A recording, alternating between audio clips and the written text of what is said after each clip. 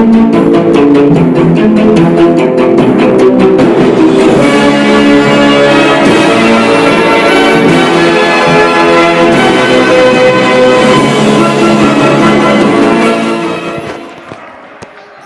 warahmatullahi wabarakatuh.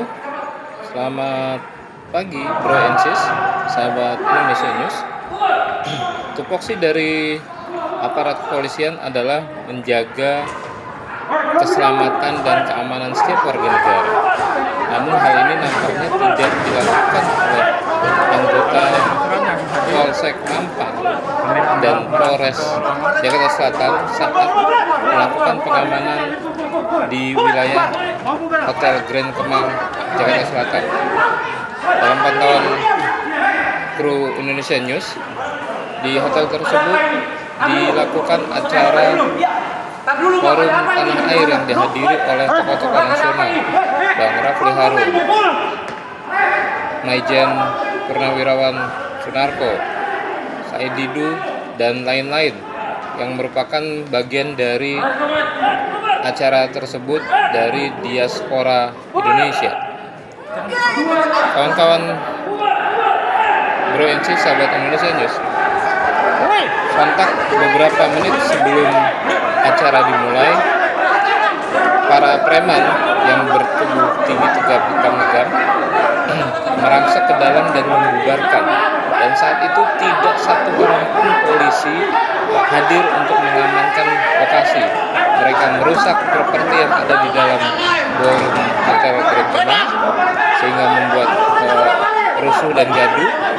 Dan dengan marah-marah mereka melakukan pengerusakan dan meminta untuk menghentikan acara.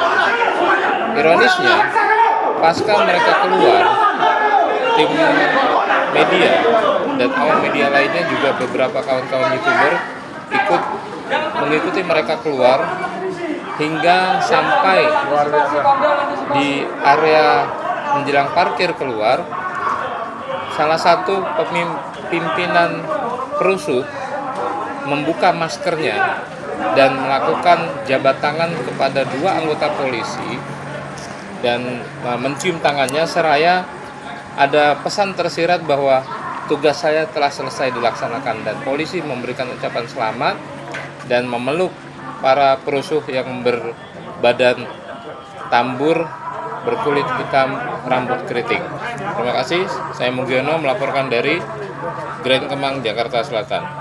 Timbul pertanyaan, ada apa preman pasca melakukan kerusuhan, melakukan rusuh dan membubarkan acara forum tanah air diaspora, tiba-tiba menyodorkan tangan dan memberikan ucapan selamat kepada polisi, dan polisi memeluknya, dan perusuh itu mencium tangannya dan polisi memeluknya. Di video tersebut nampak dua anggota polisi yang memeluk dan memberikan ucapan selamat pada perusuh tersebut. Assalamualaikum warahmatullahi wabarakatuh. Teman-teman media yang kami hormati, terima kasih atas kehadiran Anda. Dan tadi sebagian saya kira juga menyaksikan apa yang terjadi di ruangan ini. Jadi sebenarnya hari ini adalah jadwalnya silaturahmi teman-teman diaspora dari 5 benua dengan para tokoh-tokoh nasional yang hadir di sini. Dan tentu saja namanya acara silaturahmi ya biasa-biasa saja sebenarnya namanya silaturahmi. Jadi nggak ada apa-apanya. Tapi kita terkejut tadi ada sekelompok orang yang kemudian berunjuk rasa di depan sana, di luar hotel sana, tapi kemudian secara mengejutkan dia berhasil masuk ke ruangan ini dan sempat merusak beberapa properti yang ada. Tapi saya kira ini di sini ada sejumlah tokoh yang hadir, tokoh-tokoh nasional. Saya sebut mungkin satu persatu, ada Pak Barata, ya seorang sejarawan, Mas Doni, kemudian Pak Purnomo Hidayat ini Brigjen TNI, Pak Sunarko, saya kira teman-teman semua tahu ini Maijen Sunarko, mantan Danjen Kopassus gitu.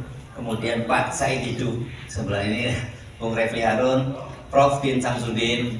Mau saya perlu kenalin apa atributnya, terlalu banyak, nggak usah ya.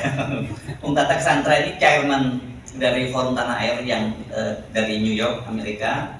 Kemudian Bang Marwan Batubara, Pak Rizal Fadilah, terus Pak Safril, oh di sana ada Bung Gede dan sebelah saya ini advokat muda yang teman-teman semua pasti sudah kenal. Kalau tapi orang lihat dikira Habib Rizik, padahal kan bukan ya. Bung Januar ini ya. Oke, Mas Tata, mungkin Bang Tata dulu memberikan penjelasan dulu, kemudian nanti beberapa tokoh akan memberikan komentarnya tentang peristiwa hari ini ya. Ini Bang Tata.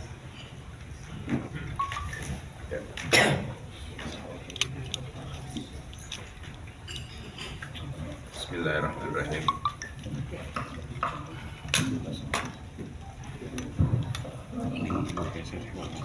Assalamualaikum warahmatullahi wabarakatuh. Alhamdulillah. Terima kasih teman-teman pers, teman-teman wartawan. Perlu kami tegaskan, forum Tanah Air adalah forum diskusi, forum pikiran yang berdiri sejak tahun 2020. Yang kami lakukan adalah diskusi kebangsaan.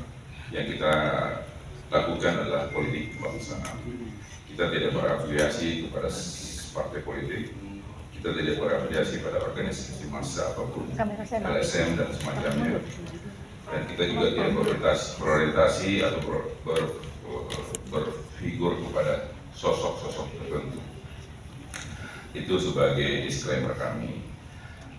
Saya datang dari New York minggu lalu atas inisiatif teman-teman Forum Tanah Air yang ada di Indonesia yang ingin membuat suatu acara di mana acara ini mempertegas bahwa apa sih yang akan kita lakukan menjelang pergantian kekuasaan tanggal 20 Oktober.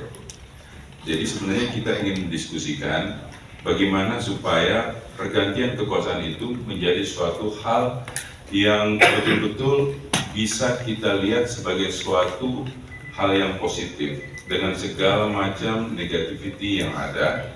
Yang kita inginkan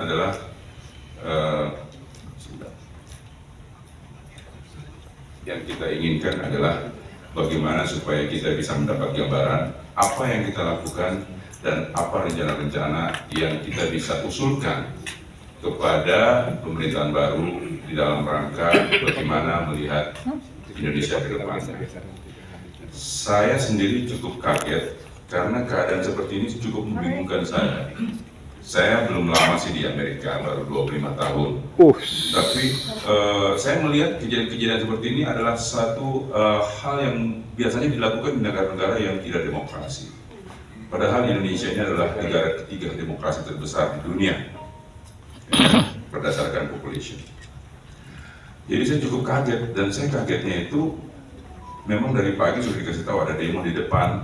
Saya bilang silahkan saja mereka demo, mereka punya hak untuk bersuara.